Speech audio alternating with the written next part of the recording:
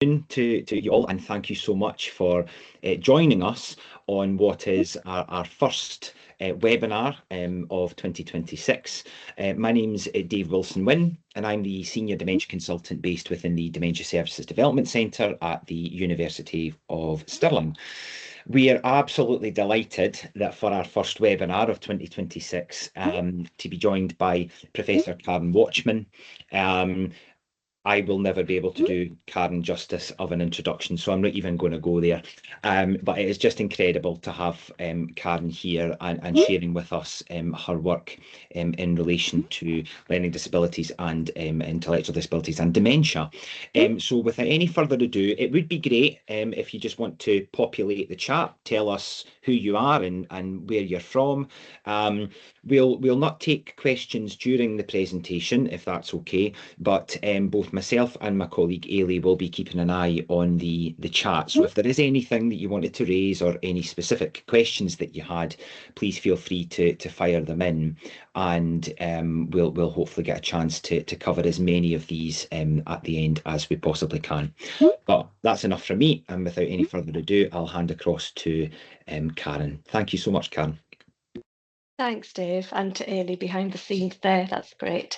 Lovely to see so many of you here. I'm recognising some names, but a lot I don't know. So hello, I'm looking forward to talking to you for the next hour, talking with you after I've talked to you. And let me just get the presentation loaded to start with, and we'll get going.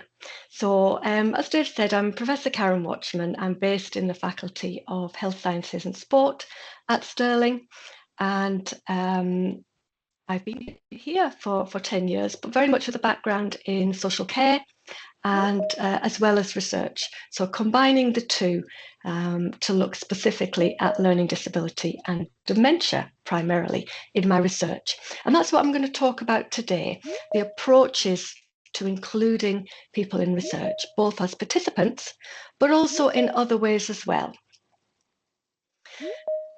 So not so much about the research findings or research outputs, although I will refer to some as they're relevant to practice, but it's more about the process of including people with a learning disability and dementia in research. So I'll focus on a few different projects overall, but I've included QR codes so that you can follow up if you'd like to access any of either the academic articles or the practice-based evidence outputs reports. There'll be QR codes at regular interviews, and the slides can be made available afterwards.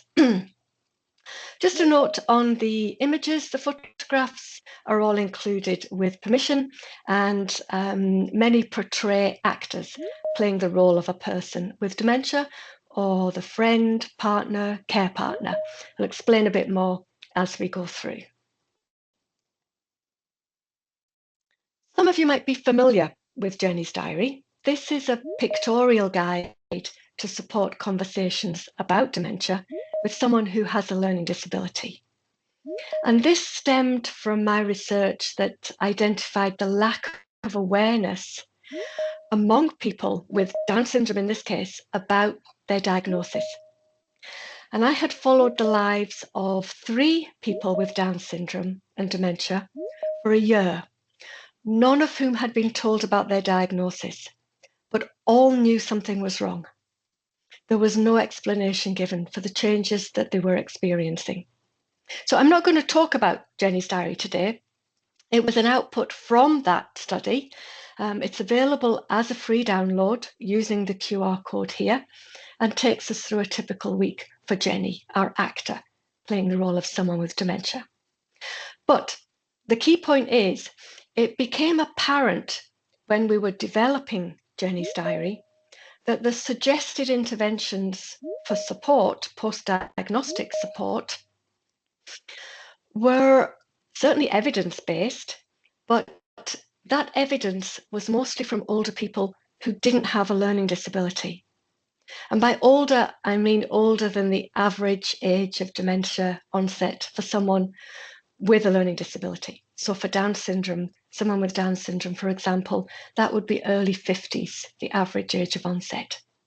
For someone with other types of learning disability, It's nearer the figure for those of us without any learning disability, but still earlier. So the evidence base just wasn't geared towards this particular population. And this awareness of lack of research around non-pharmacological interventions, non-drug supports, led me to a successful grant application to the Alzheimer's Society. And the resulting grant was called Life Through a Lens. It was a 3-year study that did just that. We implemented non-drug supports with people who had a learning disability. We had 16 participants with a learning disability and dementia, and 22 staff were also participants, staff who provided support. Now, that might not sound a lot, but part of the reason that there's no previous research with this population on this topic is that recruitment is difficult. Consent, ethics processes are difficult. But actually, if you look at articles about qualitative research with people who have a learning disability and dementia, 16 is actually a decent sample size, even though it might not sound it. Now, we had 2 cycles in this study. Both included people with a learning disability at different stages of dementia. So the first cycle, 6-month cycle, was with people in the early stage who had capacity to give consent. But that didn't give us everything we were looking for, and it missed out a population who were even less often included in research, those with a learning disability and advanced dementia. So cycle 2, the second 6-month period, included this group who didn't have capacity to consent. So we treated this as 2 separate projects for the purpose of applying for ethical approval, 2 different ethics committees. The second was under the Adults with Incapacity legislation in Scotland. But I also had 3 co-researchers with a learning disability. Not dementia, learning disability, but not dementia. And we put an advert out, a leaflet around service providers, information providing organisations. And we had 6 people who were initially interested, of whom 3 decided to go ahead and join the study. So this is not participants, this is on the team, the research team. We used a range of different research methods in Life Through a Lens. So we weren't trying to compare intervention with intervention. So dementia is too individual for that. And we wanted to see if we could support individuals to achieve their goals and engage positively with their intervention or interventions that they had chosen. So goal setting was particularly identifying what intervention the person wanted. Or in the case of cycle 2, what was believed to be in their best interest based on the knowledge of the person who knew them best. And as you could imagine, this intervention, typically in cycle 2, they were less active, more tactile, more sensory. And the intervention themselves was not a quick or a one-off process in either cycle. So it involved getting to know the person, understand where they lived, maybe their use of technology, a range of factors, as well as what might have changed for them since the diagnosis of dementia. And this is a tool. It was an accessible tool that's intended for use for people with a learning disability, the goal attainment record sheet that we used. We also used neuropsychiatric inventory questionnaire, the NPIQ, and this measures the presence and severity of symptoms associated with dementia and informant distress. We developed our own bespoke behaviour change tool because there wasn't one that did what we were looking for with this specific population, with this group. So we asked about the 4 domains of observed behaviour, observed mood, body language, and verbal communication. Did any of this change? At what point? We looked for consistency, we looked for changes as part of our data collection methods. And the method that I haven't mentioned there, photo voice, this was the method that was used by the 3 co-researchers which formed part of the study, and this was photo voice. You might have heard of photo voice. It is seen in qualitative research. It aims to empower community members by sharing their stories and turning this into social action. Very broadly, as you would assume from the name, it involves participants being given a camera, taught how to use it, and asked to take photographs that highlight their experience. And studies using photo voice have been in a range of different contexts. Ours was dementia. And after the photographs have been taken, they're typically shared with the whole group, small group who take photographs and then talk about the images they've taken. And they discuss them to build up a narrative around each image. So we were looking firstly to identify the benefits and the challenges of co-researchers with a learning disability engaging with photo voice methodology. We wanted to see how that worked for people. But secondly, we were looking for how far this aspect of the study, this aspect of the wider study, contributed to the development, the sharing of new knowledge about dementia in people with a learning disability. And that's the social action part, the bit that comes after you've got all the evidence. Of the 3 people who were involved with a learning disability as part of the team, one preferred to work on other aspects of the grant. So they were on the interview panel for staff and on the advisory committee. They also helped to prepare the accessible information, some of which you can see on the screen. It was important that everyone found their own role, but to do that, we obviously had to take time to explain all the options that were available. Involving someone with a learning disability in research, just as involving people with dementia, doesn't mean everyone has to take part in everything. And as I said, the aim of the study was not to compare interventions, but to study the effect on individuals, knowing their personal preference as dementia progressed. So for this reason, the number of interventions varied. And I've got a few on the screen just to give you an idea of the kind of things that we did. So top right was a design change. This was the before picture. Problems stepping over that threshold into the bathroom. Similarity in colour between the toilet seat and the floor. And staff trying to help had added red rugs, which actually didn't help. So we were able to, through the project budget, we were able to change the flooring in the bathroom and the threshold, so there was consistency between. And it highlighted the different colour then between the toilet itself and the flooring.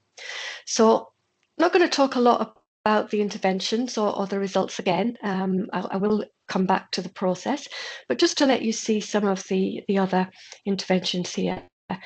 We had robotic animals, real animals as well, cutlery, adapted cutlery to support with eating. It might sound really basic and really obvious, but these were things that just hadn't been tried as dementia was progressing. We also had life story work in different formats, aromatherapy, hand massage, supporting people to do something that they wanted to do and using interventions post-diagnosis to that purpose. And the design change for some was a one-time intervention change, like the bathroom here, and then we monitored its usage. For some others, it was a daily or a weekly activity, reminiscence or a music playlist, for example. Some were reliant on local services being available, for pet therapy, aromatherapy, for example. So that was just to sort of fill that gap between the starting point and as I'm talking about different aspects of the process. These were some of the interventions that we used. And back to photo voice. So our research fellow went to a 3-day photo voice course in London at the start of the project, and then came back and trained us. So we set about developing training for the team. The idea being that our co-researchers with a learning disability would take images that captured their thoughts and feelings of the interventions and of dementia. Now, this wasn't a one-off, this was quite a process. The co-researchers learned about the project, we set ground rules, they took part in photo dialogue exercises to help start and think about the meaning behind the images and not just the images. It's quite a difficult concept. So cameras were provided. We used digital cameras, the point and click type, where you could see the image on the back of the camera. You could see instantly what had been taken. So cameras were provided and exercises completed to practice taking photographs, but also homework exercises to get the co-researchers thinking about what they were taking and why, what was the story behind it. So our first workshop was to practice just talking about images generally, the top image on the slide here. How do the images make you feel? Happy, sad, curious, angry? And then we moved on to learn the basics of camera use, and homework between each of the workshops was, the first one was a treasure hunt. Take 3 pictures of something that's your favourite colour and 3 pictures of something that makes you happy, but not of any people. That was an important message from the start. And then when it came to workshop 2, we talked about the homework activities. We looked at the photographs that had been taken, more camera work. And this time, participants, the co-researchers participating in the workshops, took pictures out of a hat. And then their task was to take photographs of what was in it. Now, as I say, this wasn't a quick process. During the training workshops, the co-researchers sometimes forgot the meaning behind the images that they had taken. Their narratives initially focused on what was in the photograph and not what the photograph represented to them at the time. So this took time, as it would for anybody. And consequently, the workshop period was extended to provide more time to practice the techniques and the process. So it was 10 months altogether. Whilst the other data collection methods were going along at the side. And over that 10 months, the co-researchers reported increased confidence, partly due to increasing their own knowledge about dementia, and in particular the progression of dementia, but also learning about what photo voice meant beyond just taking photographs. And we did have that luxury of time in a 3-year project, whilst the other methods were going on at the same time. We also introduced dementia awareness to the workshops. And something else that we tried that is part of a typical photo voice methodology was to get the group talking together about their photographs. Now, this wasn't so effective, and it wasn't so easy for co-researchers to grasp the meaning behind other people's photographs. So what we did is we changed that to a one-to-one, so that the co-researchers met individually with myself or the research fellow and talked through their narratives that way. And then we brought it all to the group. So we added a stage, which was important that we stopped to do that and reflect on what was working and what wasn't, and what perhaps needed adapted. And these conversations, which were kind of like semi-structured interviews, led to much more of the individual experience being shared and a much more in-depth conversation. And another way we veered away from a typical photo voice approach is that we had a small mini printer that we took around with us whenever we were meeting with co-researchers, and we printed off the images to make them larger and easier to see than on the small screen on the back of a camera, or scrolling through a laptop, having to upload to a laptop. We just printed them off straight away. So it made a table discussion much easier. We did upload all the photographs that were taken, and we added tags to the photographs after the discussions to help with the analysis later, using the words that the co-researchers themselves had used. And just an example here, an easy read format of the homework that was given from one of the workshop activities. So I'm going to fast forward now to the very end of the project. And this is a collection of some of the images that were taken and the selected descriptors after the individual and then the group work with the co-researchers. So again, not so much about findings, but we did hear the fear of dementia for their friends, but also through co-researchers, we heard the fear of dementia for themselves and of peers, their friends disappearing. And whether that was through somebody moving, changing accommodation, whether it was through somebody dying, as it was in one case, or whether it was just the person was at a stage in dementia that they weren't enjoying attending, whether it was a social activity or a resource centre, day centre, or they just weren't able to engage in the same activities. The co-researchers didn't find out what they felt themselves, or they just didn't know why their friends stopped coming to activities or social events. Were they even still their friends? What had happened? Were they even still alive? That was a fear that kept coming through. And this gave us lots of data and information about perceptions of dementia, as well as the interventions and the information and the data we'll be getting from the participants with learning disability and dementia with the other data collection methods. But what about that last stage of using photo voice methodology, the social action, the bit that, especially in projects of people with a learning disability, is often missing? And a recent systematic review, not one conducted by me, showed that ours was one of the only studies involving people with a learning disability to include social action as part of Voter Voice, and not just to stop when we had the findings. We kept going, we took the information out there. And the next few slides will just give examples of that. So in terms of the change and the social action, we did see individual empowerment. We saw increased self-advocacy. And as a team, we worked towards informing others about a marginalised group.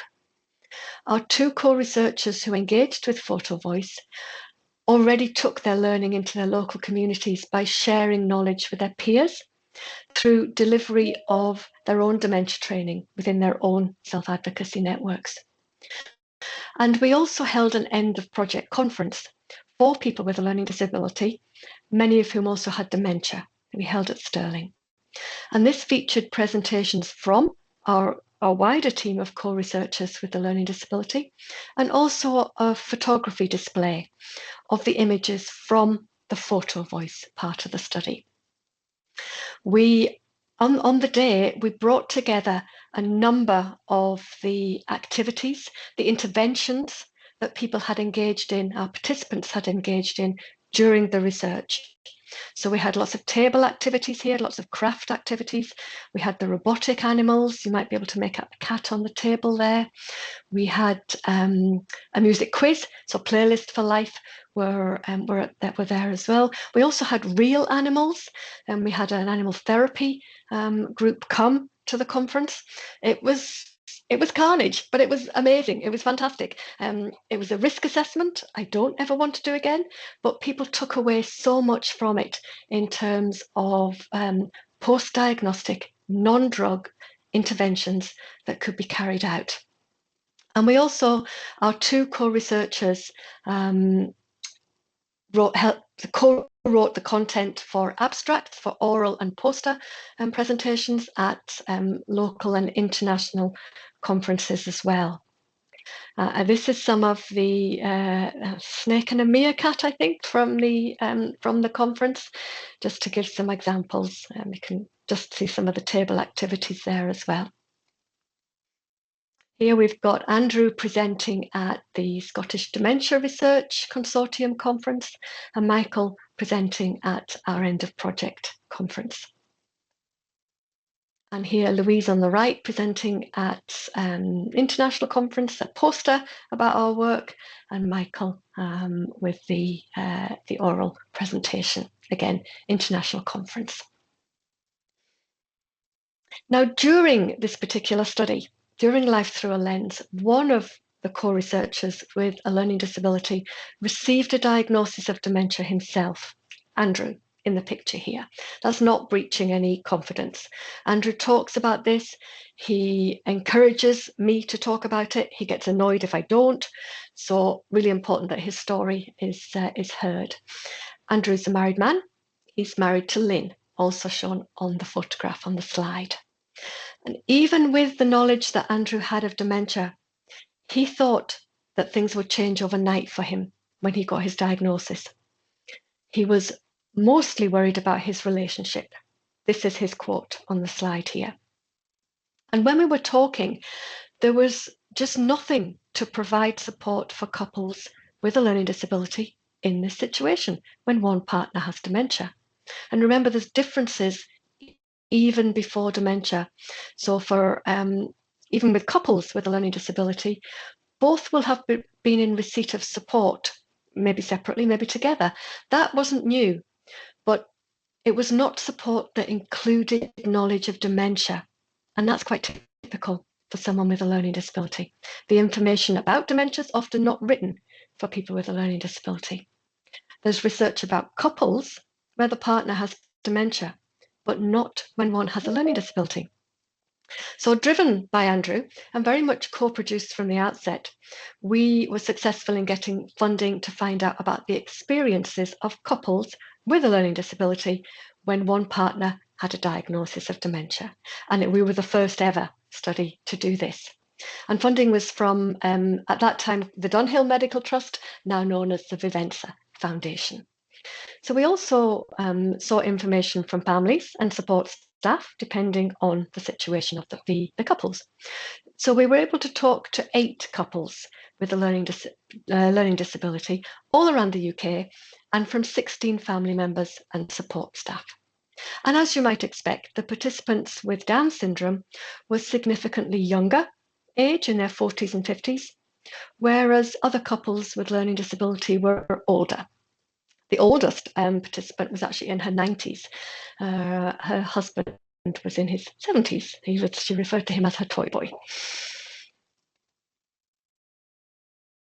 Now, I'm not going to show the video today, just in interest of time. If we do have time later, we can put it on. But the QR code on the next and the previous slide will take you to the video that talks about, it's Andrew and Lynn's perspectives. It talks about the study and more about the findings from the Stand By Me study. It was called Stand By Me because that was the first song that Andrew and Lynn danced to at their wedding. So that's why the research was given that name. And the QR code is in the corner of the screen here, if you'd like to access that video or more information. So although we interviewed staff and family members, we needed to think about how best to include couples, participants with a learning disability, some of whom will have dementia. And we decided that rather than standard semi-structured interviews, we would use social stories. So we created a roadmap, and you can see it under the images here, starting with the past from when the couples first met, through their story. For many, 7 of the 8 couples were married, their engagement, their wedding, to the future, and then to the present, and then thinking about the future as far as that was possible. That was a harder one.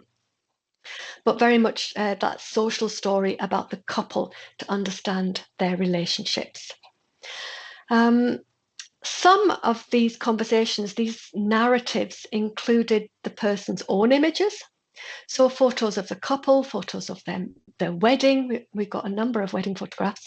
And for others, we used images that we had commissioned as part of the grant as prompts. And you can see them here. Now, there was a lot of debate around these images in our advisory group, and we didn't want anything that suggested an age of either partner or the gender of either or both partners.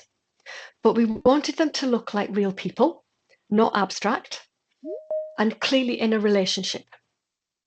So these are the images that some of the participants used to guide their stories and their narratives around the diagnosis, past lives, reaction of others to their relationships, and their life as a couple, and what supported them.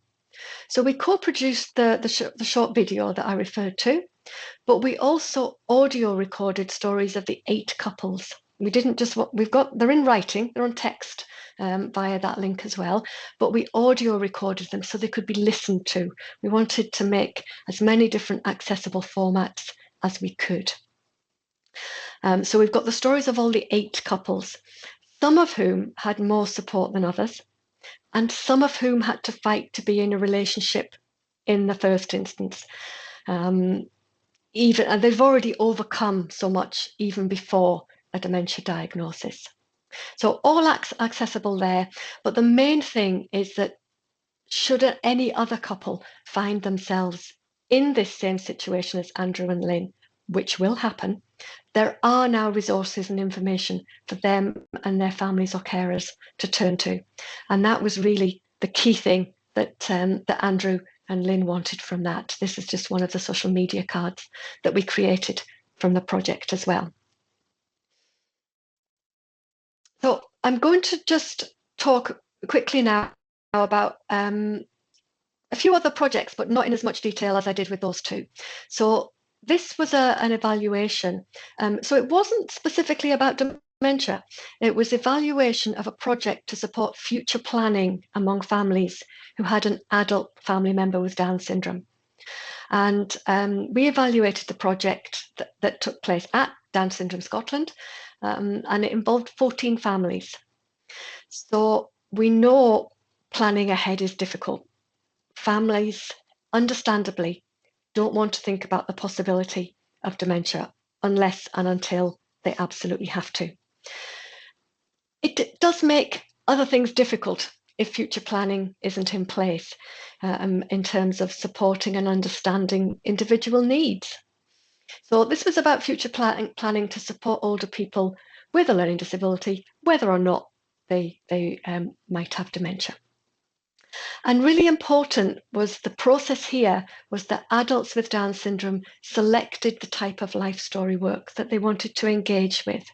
Some chose a traditional photo album, some a talking photo album. You might have seen that. You can press a button to on each page of a photo album to record 30 seconds of speech about the photograph that's on that page.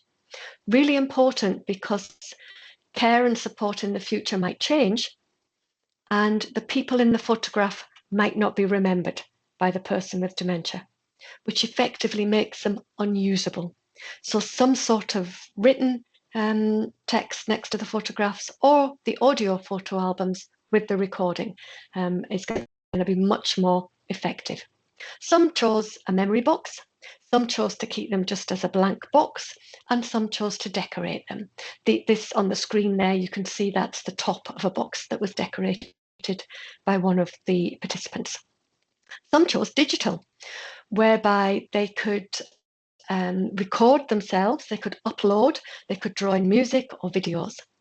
So here we did pre and post testing. We did interviews as starting point and after 12 months, and also the Warwick Edinburgh Mental Wellbeing Scale and a personal wellbeing index for people with learning disabilities. So these are the methods we used to evaluate the study.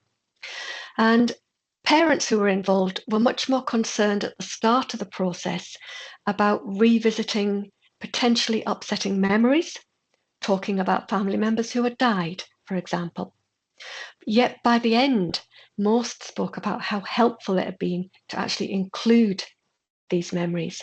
One of the families experienced a bereavement during the process of developing their life story work, and they felt it really helped them to talk to their family member with Down syndrome about the relative who had died.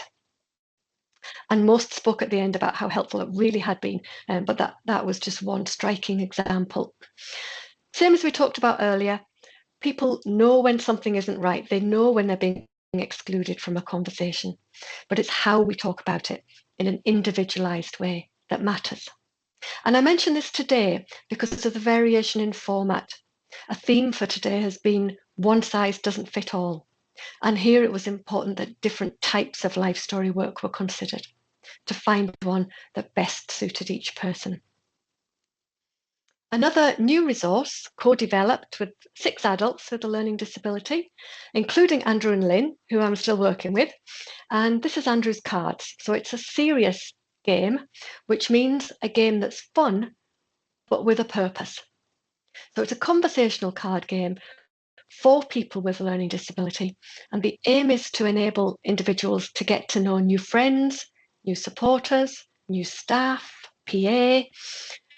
It can help if someone's moving to a shared home, new housemates, or a care home, new residents. But it's done in a relaxed and fun way by talking about likes, dislikes, and everyday activities and preferences. All can play, all should play, not just the person with the learning disability. And again, this can be accessed through the QR code here. And it has been mapped to the quality frameworks and strategies around the UK. Just a picture, because they like me to add this, of the some of our core researchers who took part in addition to Andrew and Lynn. And this was starting to develop the game at an early stage of Andrew's Cards. Finally, last project example, as dementia advances for anyone, we sometimes see a move to a care home. Usually this is planned, but not always. And this also happens for people with a learning disability. And remember that if someone's, well, you're probably thinking, well, it's the same for all of us. What's the difference for someone with a learning disability? But remember, if someone's moving to a care home from a family home, especially in a crisis situation, the person will have far less experience of living independently and actually may not have even met the criteria for receiving support in their lives. So someone with a learning disability, particularly Down syndrome, may be up to 40 years younger than other residents and may already use a different form of communication. So I've written a blog about this that goes into more detail that the Dementia Centre sent out in a previous email. But this resource is a bit different because it was a different kind of collaboration. This was a co-development between different stakeholders, and I've written them down so I don't miss anybody out. So obviously people with a learning disability, Healthcare Improvement Scotland, the Care Inspectorate, Alzheimer's Scotland, Inverclyde Health and Social Care Partnership, Scottish Government, care home staff, and the university. And the QR code takes you to the report, which is guidance for care home staff should someone with a learning disability move in. And it's aimed at supporting staff who've typically reported a lack of competence or knowledge or skills, self-perceived lack of skills, to support someone with a learning disability and dementia. Often I hear things like they won't fit in to the care home, or how will they get on with other people who live there. Sometimes the apprehension around someone moving in can be alleviated quite easily. Now, we're not saying by any means that this should be the first option for anyone with a learning disability and dementia, because it absolutely shouldn't. The home of choice should be the preference. We do sometimes see unplanned crisis moves, and it's in that kind of situation that we really want to try and support staff. Last slide, back to thinking about the overview of process again. I've talked about projects, researches, studies that were co-designed, co-produced, co-developed. Sometimes these words are used interchangeably, although they're not the same, but I've given examples of all approaches in this session. And sometimes it's not always possible to include someone with a learning disability or someone with dementia from the study conception. In the case of Life Through a Lens, the need was identified from previous research. And the sometimes lengthy periods waiting after a grant application, even a successful one, means we can't just ask people living with dementia to wait. That involvement may need to come later, and it may not be from the same individuals who were originally involved. But that doesn't mean that people can't be meaningfully involved. And the final word is the last line here. Seldom included in research, doesn't mean hard to reach. And hopefully I've gone some way towards demonstrating this. Thank you.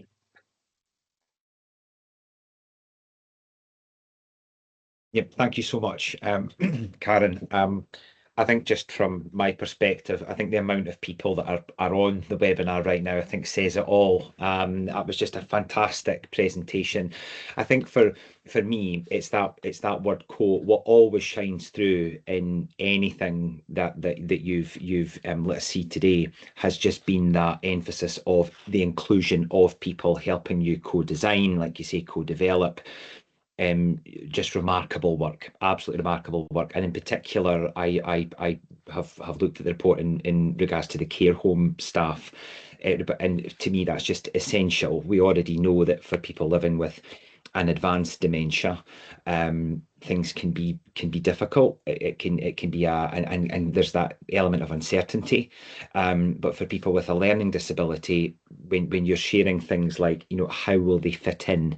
Will they get on with it? It's that bit for me, which is just it's just hugely impactful. So thank you so much for sharing your presentation with us. We do have some time if anybody wants to put in some questions into the chat. I could read out some of the comments as well. So much achieved and will lead to more research. Yeah, absolutely. Definitely. Yep. What positive meeting, prejudice and stigma out the door. Yeah.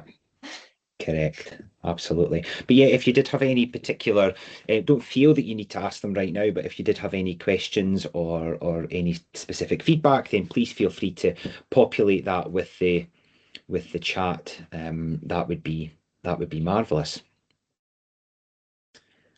Some great ideas. Yeah, I as well as that, these great ideas, I think I just love them as well because they're tangible. It's actually something that people can get involved in, particularly the camera work. I just think that's fabulous. Yeah, I think it's been really helpful that we've also had a core group who've wanted to stick with me, and we've kept going for a number of years now. Other folk have joined at various stages, but that's been that's been really really valuable as well. That's absolutely the one. In case somebody else might come in with a question, you spoke just a little bit in your presentation, Karen, about the perceptions that people with a learning disability have of dementia. Can you tease out a little bit more what some of the perceptions are? Yeah, there's a fear. There's a fear because many people with a learning disability will know somebody who has dementia in their peer group. Particularly, I've talked about the increased prevalence, increased numbers around younger people with Down syndrome, but not only with Down syndrome. So it's more and more common, and this won't change as people are living longer, for someone to know someone with dementia. And yet, not really having the understanding of what dementia means and what it might. So often I hear people saying, she's not my friend anymore. She doesn't talk to me like she used to.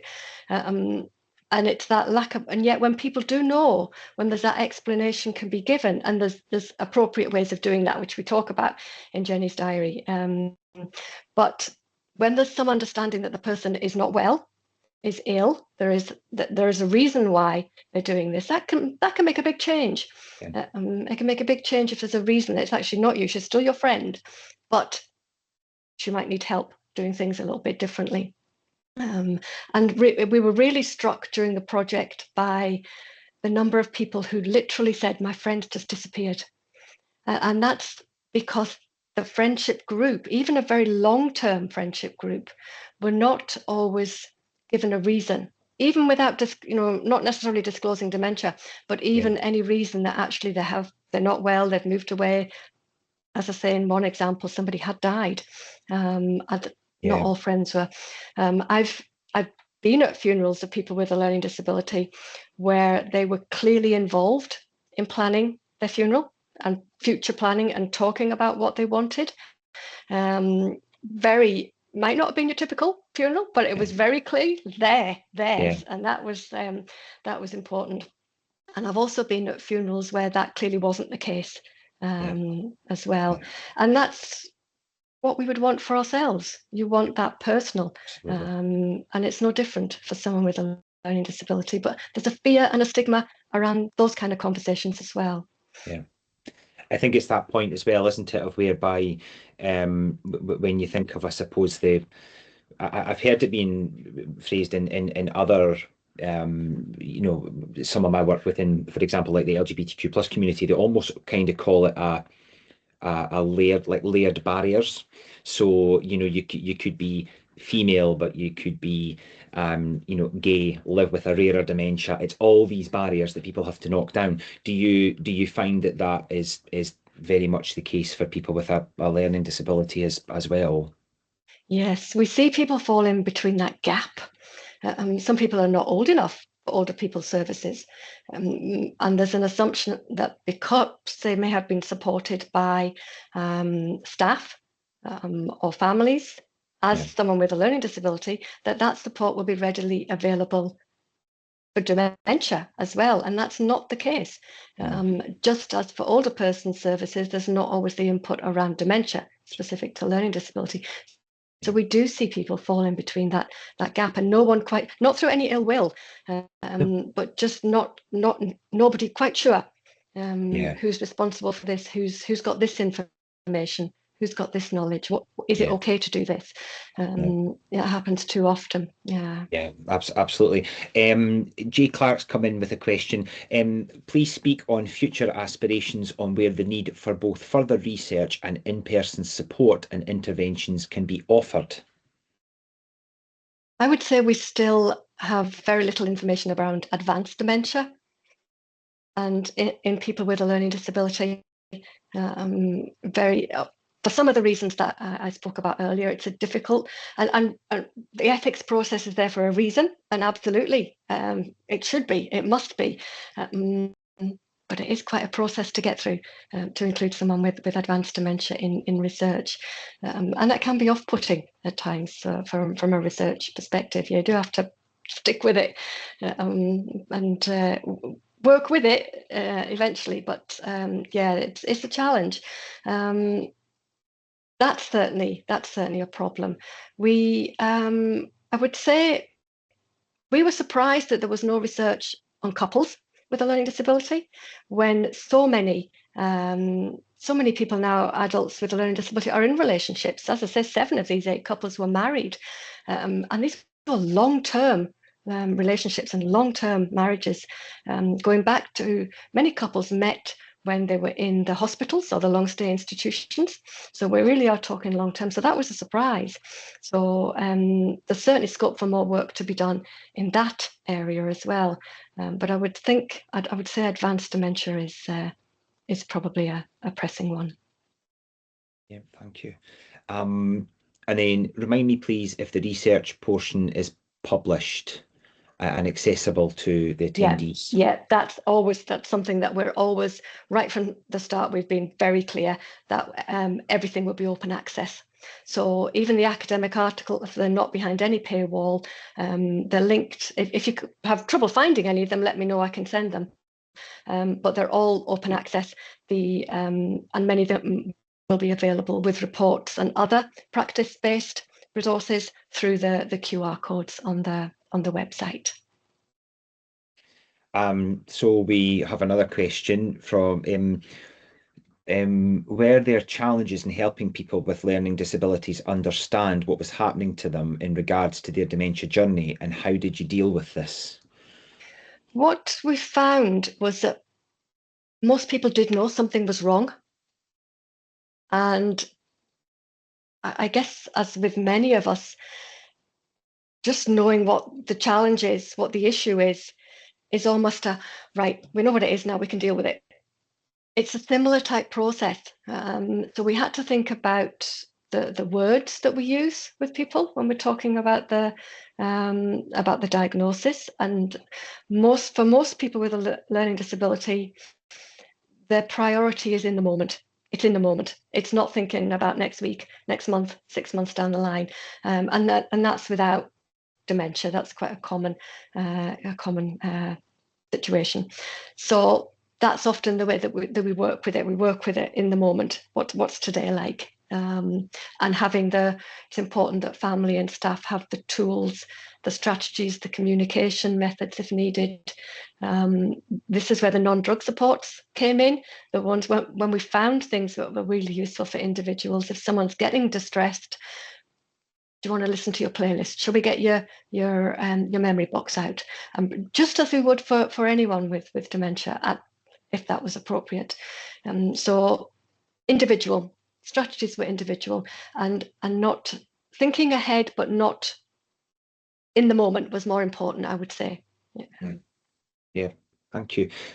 Dorothy said that one takeaway for her from today's presentation, interesting, thought-provoking, is when you talked about the couples and the struggles they had with people accepting their relationship. It just highlights the resilience of this group. I mean, I've heard you present in regards to the couples on a couple of occasions, and every single time I'm still shocked about the fact that your piece of research was the first. To think that actually there was nothing prior to that. It's really quite incredible, isn't it, that nobody has considered it in the past. Please watch the video, everybody. But here Andrew and Yes. Lynn talking about their no, absolutely. their relationship. There was I noticed, I think Ailey has responded to it. There was a person earlier on that said the QR codes didn't work for her, so is there actual links to it? But what we can do, there's not been anybody else said the QR code, so it's maybe just, I don't know, the phone or something. But what we can do is the webinar is available, will be available on the Dementia Services Development Centre website, and we'll make sure that along with that is the presentation, as well as any additional links that for videos and things like that. Claire has said, an area long due research of this nature, brilliant to see what is happening and exciting for the developments in practice based on future-based research. The dementia diagnosis journey is different for people with a learning disability. It takes longer, and it's often at those later stages that a diagnosis is given. Yeah, that's absolutely right. And that means that an optimum early stage, what we might call earlier stage of dementia, where people may respond better to some medication, if that's available, it can be missed. That actually it can even take a year or two to get a diagnosis, if not more. Sometimes it's because the standard tests that we might take to assess for dementia are just not appropriate for someone with a learning disability, even regardless of whether they have dementia or not. So that isn't actually going to help in terms of accuracy for diagnosis. We'll take one final question. I'm just looking at time. Can you please speak on the brainstorming and design of the many life approachable and user-friendly interventions? Many excellent participatory and expression interventions used. Brilliant. Speaking on the brainstorming and design of the many life approachable and user-friendly interventions. So do you think that is from the study specifically, the Life Through a Lens? I would think so, yeah. So please correct me if I'm going in the wrong track. It was very individual, and some. So for example, I'll talk about advanced dementia. In cycle 2, we saw the hand massage, aromatherapy, a lot of namaste type interventions, but it wasn't a namaste approach. But some of the similar interventions. We had one lady in the study who had a robotic cat. She used, you've probably seen them that they're available, and she knew it wasn't a real cat. But it gave her a lot of comfort. It gave her the tactile. She couldn't have a real cat where she lived, so the robotic one she had chosen for her. She'd had one for most of her earlier, younger life. So the robotic one was chosen. She gave it a name, but also it wasn't just tactile comfort for her. As she became less mobile, the cat was a conversation piece, and people would go over and talk to her about it, whereas they might just have walked past previously. But so we gifted all the interventions as part of they were funded as part of the research, and they were gifted to participants. We can take them back again at the end. But this lady had her cat with her literally to end of life on the bed with her, still giving her support and comfort, right to literally to the very end for her.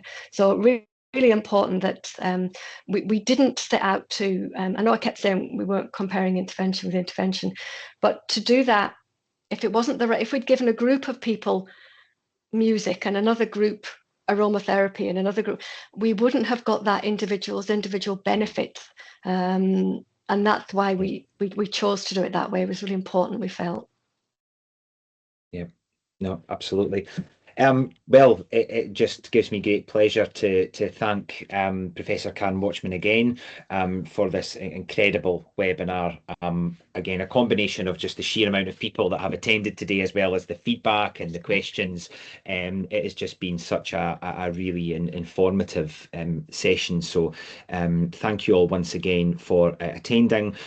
Over the next couple of days, we'll make sure that the recording is on the Dementia Services Development Centre website with a copy of the presentation, etc. So, and please feel free to get in touch with us if you do require any further information. We'd be delighted to support in any which way that we can. But thank you all once again for attending, and thank you again, Professor Karen Watchman, for your time. Thank you. Thanks, everybody. Thanks very much, everyone. Take care.